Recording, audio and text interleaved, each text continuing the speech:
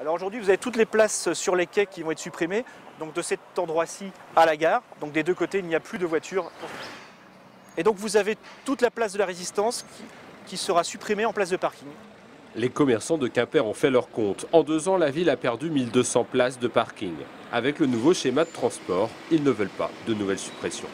Nous demandons 500 places supplémentaires parce qu'effectivement l'utilisation du bus rendra les 1200 places pas forcément nécessaires. Mais 500 places semblent nécessaires, 500 nouvelles places semblent nécessaires. Il ne faut pas que le projet oppose le bus et la voiture.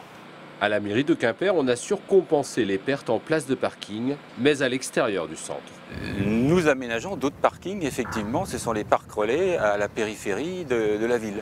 Objectif affiché du schéma de transport, repousser la voiture hors du centre-ville et privilégier les transports doux.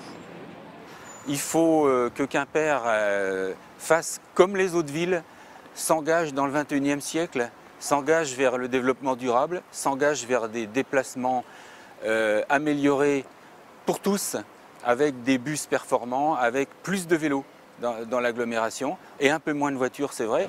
Avec cette priorité au transport collectif, dans le centre, on craint que les visiteurs restent en périphérie.